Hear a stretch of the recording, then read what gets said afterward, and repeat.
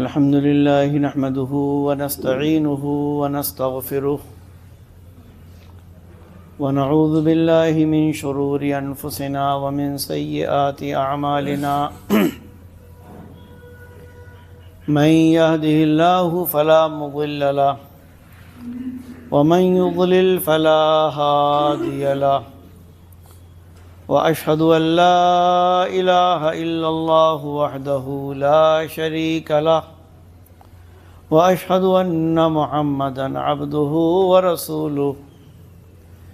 يا أيها الذين آمنوا اتقوا الله حق تقاته ولا تموتن إلا وأنتم مسلمون يا أيها الناس اتقوا ربكم الذي خلقكم من نفس واحدة وخلق منها زوجها وبث منهما رجالا كثيرا ونساء واتقوا الله الذي تساءلون به والأرحام إن الله كان عليكم رقيبا يا أيها الذين آمنوا اتقوا الله وقولوا قولا سديدا يصلح لكم أعمالكم ويغفر لكم ذنوبكم ومن يطع الله ورسوله فقد فاز فوزا عظيما أما بعد فإن خير الحديث كتاب الله وخير الهدي هدي محمد صلى الله عليه وسلم وشر الأمور محدثاتها وكل محدثة بدعة وكل بدعة ضلالة وكل ضلالة في النار أعوذ بالله السميع العليم من الشيطان الرجيم بسم الله الرحمن الرحيم وثيابك فطهر والرجز فهجر وقال تعالى في موضع آخر يا بني آدم خذوا زينتكم عند كل مسجد رب اشرح لي صدري ويسر لي أمري واحلل عقدة من لساني يفقهوا قولي. سامعین کرام،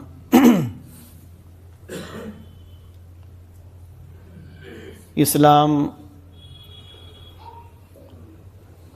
جو اللہ رب العالمین کا پسندیدہ دین ہے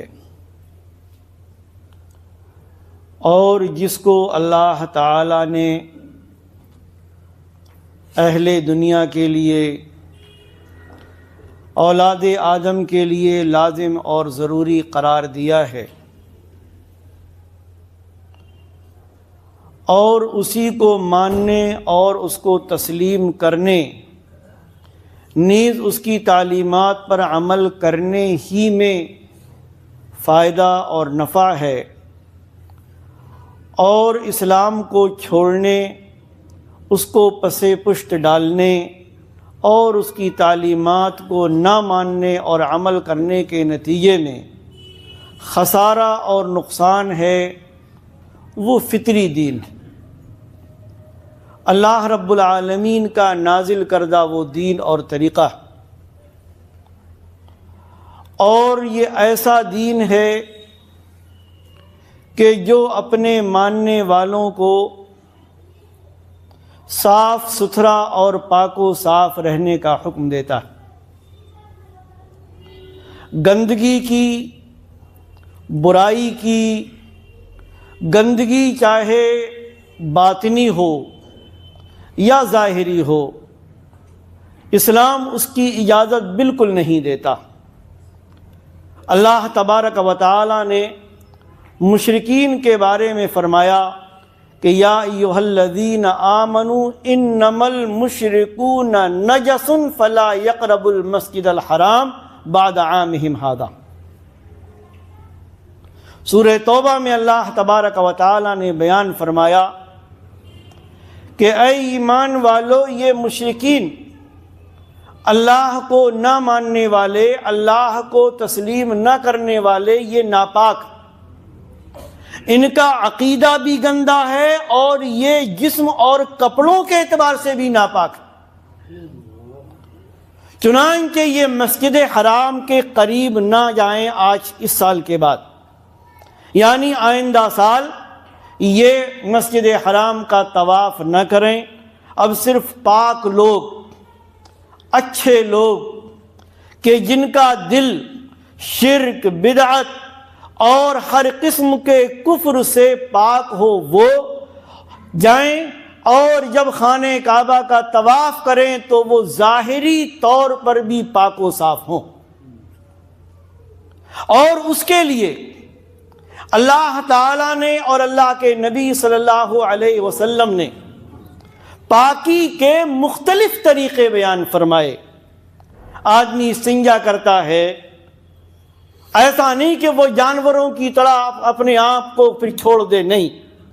اس کے لیے ضروری قرار دیا گیا کہ وہ پانی سے استنجا کرے، اور اگر باتفاق پانی میسر نہ ہو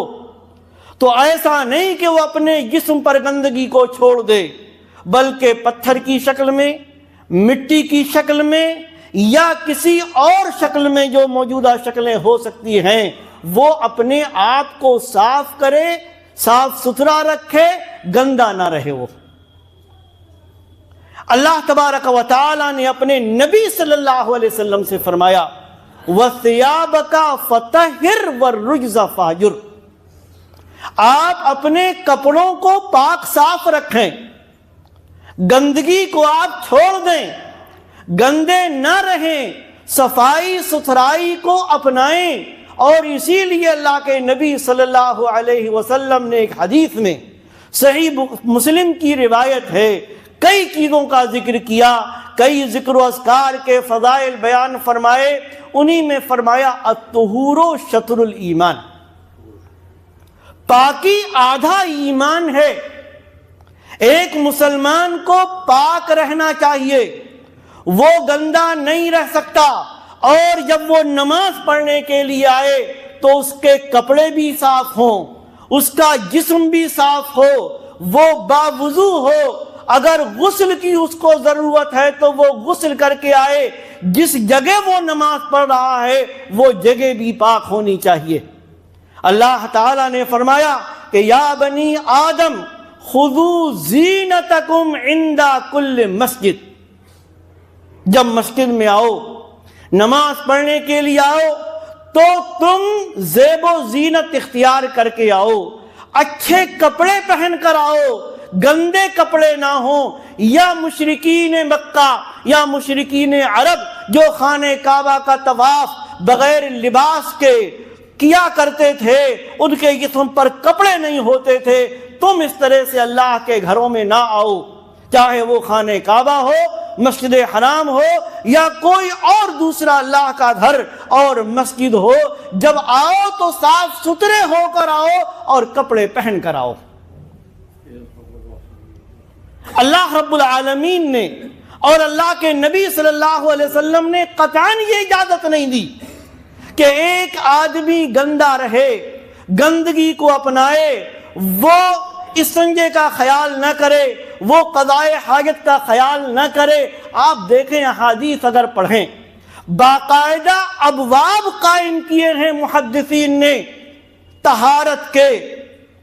صفائی ستھرائی کیسے ہونی چاہیے، ایک آدمی کو اپنے آپ کو پاک اور صاف کیسے رکھنا چاہیے۔ باب الوضو قائم کیا، استنجا کے بعد، قضاء حاجت کے بعد، غسل کے بعد، کہ آدمی اللہ جب ہر وقت مومن ہے، ایمان جب وہ لے آیا اس کو پاک صاف اور صاف ستھرا رہنا چاہیے، اور جب وہ اللہ کے سامنے آئے تب بھی وہ ہر حال میں پاک اور صاف۔ فرمایا ایک حدیث میں اللہ کے نبی صلی اللہ علیہ وسلم نے کہ لا تقبل صلاۃ بغیر طہور ولا صدقۃ من غلول، بغیر پاکی کے نماز قبول نہیں ہوتی۔ اللہ رب العالمین بغیر پاکی کے ایک ناپاک آدمی کی نماز قبول نہیں کرتا، اور صدقہ خیانت کر کے، دوسروں کا حق مار کر، چوریاں کر کے، دوسروں کے مال دبا کر صدقہ اگر کوئی کرے تو یہ قبول نہیں ہوتا۔ ہماری سوسائٹی میں کتنے لوگ آپ کو مل جائیں گے مسجدوں میں بڑی بڑی رقمیں دینے والے،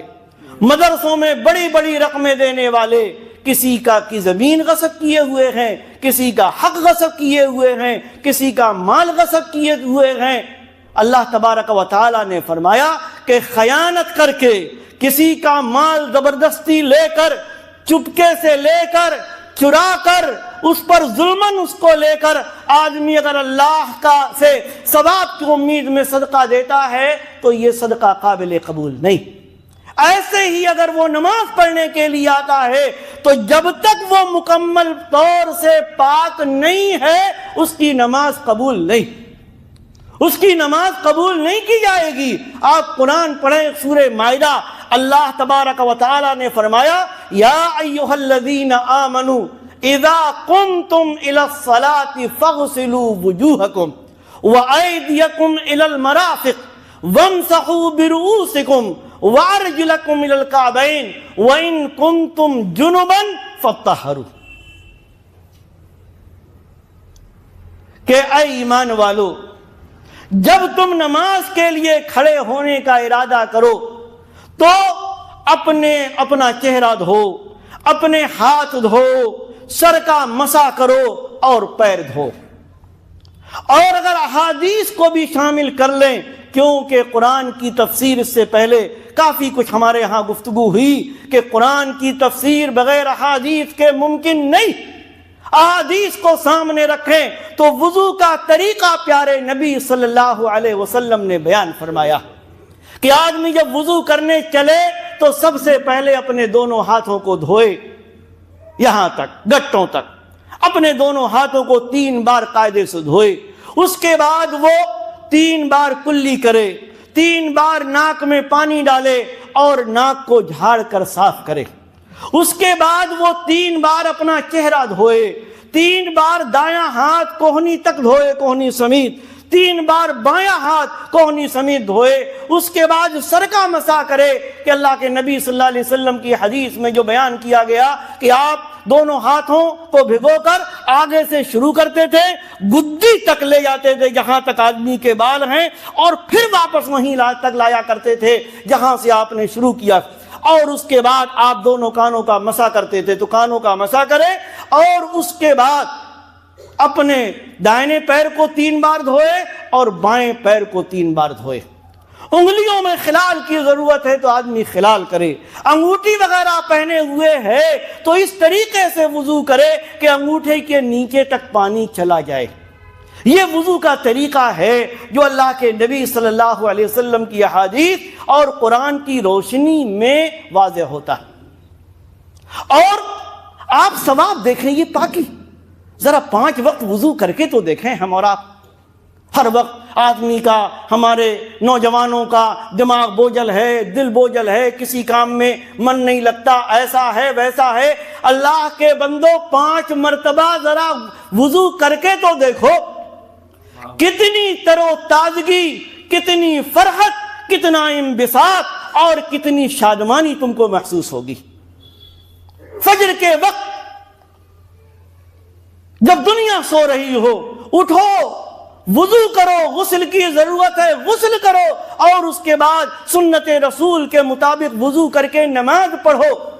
مسجد میں جا کر، اور اس کے بعد دیکھو کس طریقے سے دن پورا فرحت و انبساط کے ساتھ گزرے گا۔ ظہر کا وقت آئے تب وضو کرو، عصر کا وقت آئے تب وضو کرو، مغرب، عشاء، فجر، اللہ کی عبادت پاکی کے ساتھ، وضو کے ساتھ۔ یہ نہ صرف ہمارے مزاج کو، ہماری طبیعت کو، ہمارے دل اور دماغ کو فرحت بخشتا ہے، بلکہ اللہ کے نبی صلی اللہ علیہ وسلم نے فرمایا کہ اللہ تعالی وضو کے ذریعے بندے کی غلطیوں کو معاف فرماتا۔ آدمی چہرہ دھوتا تو فرمایا کہ آنکھ کے ذریعے سے آدمی نے اگر کوئی گناہ صغیرہ کیا ہے وہ ختم ہو جاتا۔ ہاتھ دھوتا ہے، ہاتھ کے ذریعے سے آدمی نے اگر کوئی گناہ صغیرہ کیا ہے، کوئی گناہ کا کام کیا ہے، اللہ تبارک و تعالی ہاتھ دھونے کے نتیجے میں گناہوں ہاتھ کے گناہ معاف کر دیتا۔ پیروں سے چل کر اگر وہ کسی نافرمانی کے کام، گناہ کے کام، غلط کام کی طرف گیا ہے، صغیرہ گناہ ہے، تو اللہ تبارک و تعالی پیر دھونے سے آدمی کے وہ گناہ معاف فرما دیتا ہے۔ فرمایا پیارے نبی صلی اللہ علیہ وسلم نے کہ وضو کے آخری قطرے کے ساتھ آخری گناہ معاف ہو جاتا ہے، اور اس کے بعد آدمی پاک اور صاف۔ ایک حدیث میں اللہ کے نبی صلی اللہ علیہ وسلم نے فرمایا، ہم کیا سمجھیں گے، ہمارے نوجوان کیا سمجھیں گے ان چیزوں کو؟ فرمایا آپ نے ایک مثال دے کر کہا، ذرا بتاؤ اگر کسی کے گھر کے سامنے کوئی نہر بہ رہی ہو اور اگر اس میں وہ دن و رات میں 5 بار غسل کرے تو کیا اس کے جسم پر میل کچیل باقی رہ سکتا ہے؟ صحابہ کرام نے کہا کہ نہیں اللہ کے رسول۔ آپ نے فرمایا یہی حال ہے 5 وقتہ صلوات کا، کہ آدمی جب وضو کرتا ہے اور وضو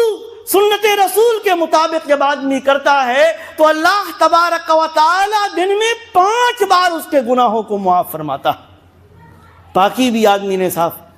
حاصل کی، جسم کا گرد و غبار بھی صاف ہو گیا، ہاتھوں پیروں کا، ناک کا، کان کا، سر کا، آنکھ کا، اور اس کے ساتھ ساتھ نیکیاں بھی ملی، فضیلت میں بھی وہ شامل ہو گیا۔ اور آگے فرمایا اللہ نے اللہ تعالیٰ نے وَإِن كُنتُمْ جُنُبًا فَاتَّطَہَّرُوا، اگر تم جنبی ہو گئے، غسل کی ضرورت ہے، ضروری غسل کی، غسل واجب کی، تو غسل کرو۔ ہو سکتا ہے ہمارے بعض نوجوانوں کو غسل کا طریقہ تک نہ معلوم، کوئی ممکن نہیں، جن کو نماز یاد نہ ہو، جن کو کلمہ یاد نہ ہو، تو کوئی بعید نہیں کہ ہمارے نوجوانوں کو غسل کا طریقہ بھی معلوم نہ ہو۔ کوئی مشکل نہیں، جہاں آدمی کی گندگی لگی ہوئی ہے سب سے پہلے اس کو آدمی صاف کر لے، اور اس کے بعد اپنے دونوں ہاتھوں کو مٹی سے یا صابن سے جو بھی میسر ہے اس سے اپنے دونوں ہاتھوں کو دھوئے، اس کے بعد پانی لے کر اپنے دونوں لپوں میں اپنے سر کی اس کے بعد وضو کرے، جس طریقے سے نماز کے لیے وضو کیا جاتا ہے۔ اس کے 2 طریقے احادیث سے ثابت ہوتے ہیں کہ یا تو اسی وضو کے ساتھ آدمی پیر بھی دھو لے، اور بعض احادیث سے یہ معلوم ہوتا ہے کہ غسل کرنے کے بعد پھر پیر دھوئے۔ اس کے بعد وضو، ہاتھ دھو، پہلے گندگی صاف کر لی جہاں بھی لگی ہوئی ہے، دونوں ہاتھ، اس کے بعد وضو، اور وضو کرنے کے بعد دونوں لپ میں پانی لے کر آدمی اپنے سر کے بالوں کی جڑوں تک پہنچائے، تاکہ کوئی بھی بال خشک نہ رہ جائے، کسی بال کی جڑ خشک نہ رہ جائے۔ اور اس کے بعد اپنے جسم پر آدمی پانی بہا لے، 3 بار کم سے کم دائیں طرف سے شروع کرے، تاکہ پورا جسم آدمی کا بھیگ جائے۔ کچھ نہیں، بڑا آسان ہے۔ تو فرمایا کہ اگر وضو کی ضرورت ہے وضو کرو، غسل کی ضرورت ہے غسل کرو، لیکن پاک رہو، پاکی کو اختیار کرو۔ اللہ کے نبی صلی اللہ علیہ وسلم ہمیشہ پاکی کو اختیار کرتے تھے۔ صفائی اور ستھرائی کی آپ اہمیت دیکھتے ہیں۔ آج ہم اس زمانے میں جی رہے ہیں، بڑا ماڈرن زمانہ ہم اس کو کہتے ہیں۔ آؤ پیارے نبی صلی اللہ علیہ وسلم کی صفائی اور ستھرائی کا حال اس وقت دیکھو۔ صحیح مسلم کی روایت ہے، ام المومنین ام سلمہ رضی اللہ تعالی عنہ غالباً ہیں، وہ بیان کرتی ہیں، اس سے پوچھا گیا آپ کی استنجا کے بارے میں، تو انہوں نے بتایا کہ اللہ کے نبی صلی اللہ علیہ وسلم استنجا کرنے کے بعد، قضائے حاجت کرنے کے بعد اپنے دونوں ہاتھوں کو مٹی پر رگڑتے تھے، اور مٹی پر رگڑنے کے بعد اپنے دونوں ہاتھوں کو دھویا کرتے تھے، تاکہ کوئی چیز باقی نہ رہ جائے۔ ہم کٹاڑو کی بات کرتے ہیں۔ پیارے نبی صلی اللہ علیہ وسلم نے 1450 سال ہمیں اور آپ کو تعلیم دی ان جراثیم اور کٹاڑوؤں کو ختم کرنے کی۔ اسلام سے زیادہ ماڈرن تعلیم دینے والا اور کون ہوگا؟ آج کا ماڈرن طبقہ، آج کا ماڈرن زمانہ، اس ماڈرن زمانے کے ماڈرن لوگ کتے کے ساتھ اٹھنے بیٹھنے، اس کو چومنے چاٹنے اور اپنے جسم یا اپنے چہرے کو چٹوانے میں کوئی عار محسوس نہیں کرتے، جبکہ آپ سائنس اٹھا کر دیکھ لیں، میڈیکل کے طلباء سے اور اساتذہ سے پوچھ لیں کہ کیا حال ہوتا ہے، کتے کے اندر کتنے خطرناک قسم کے جراثیم ہوتے ہیں۔ پیارے نبی صلی اللہ علیہ وسلم نے آج سے 1450 سال تقریباً پہلے فرمایا کیا کہ اگر کتا تمہارے منہ میں، تمہارے برتن میں منہ ڈال دے تو اس کو 7 مرتبہ دھو، اولاہن بالتراب، سب سے پہلے اس کو مٹی سے دھو،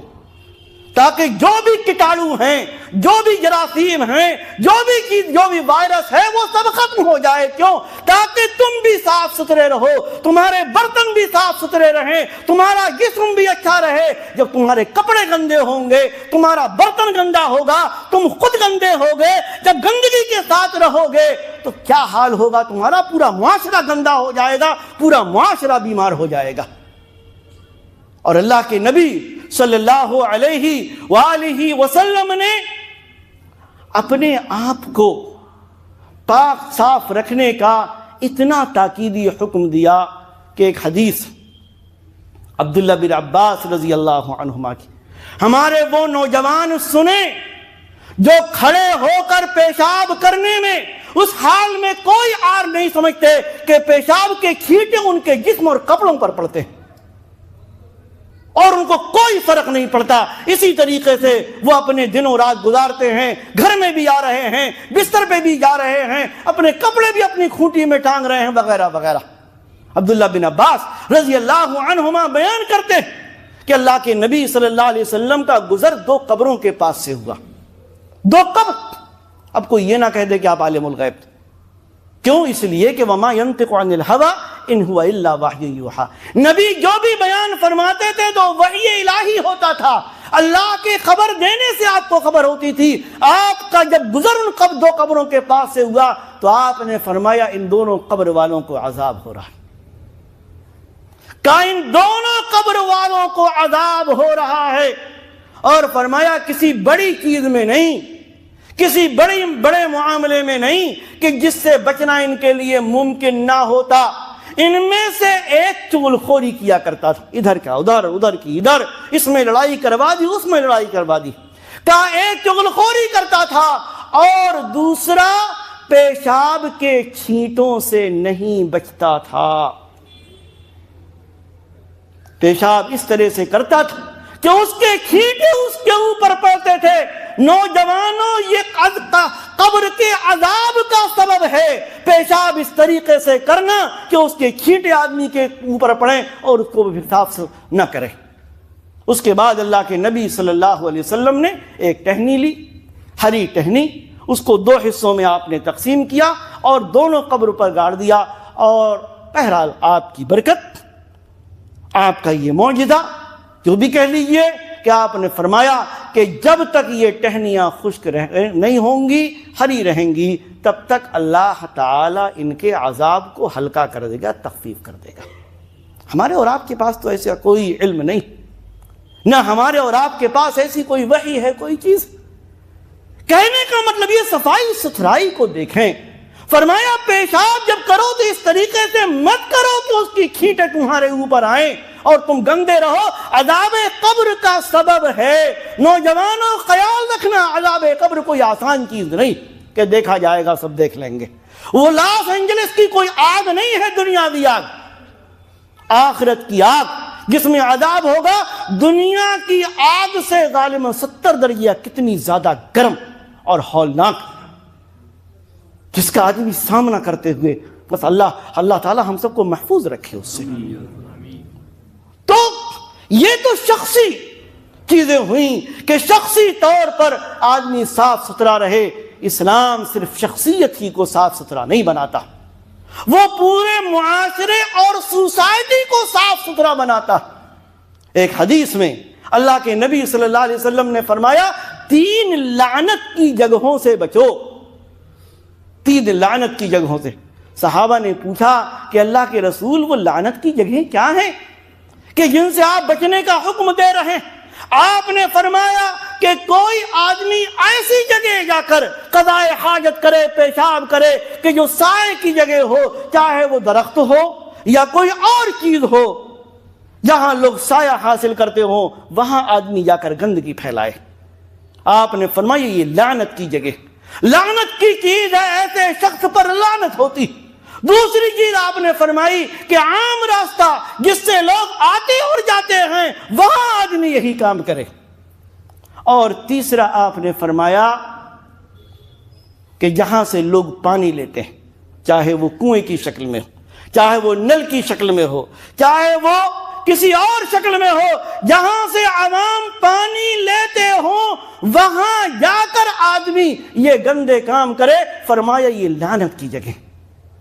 ذرا سوچیں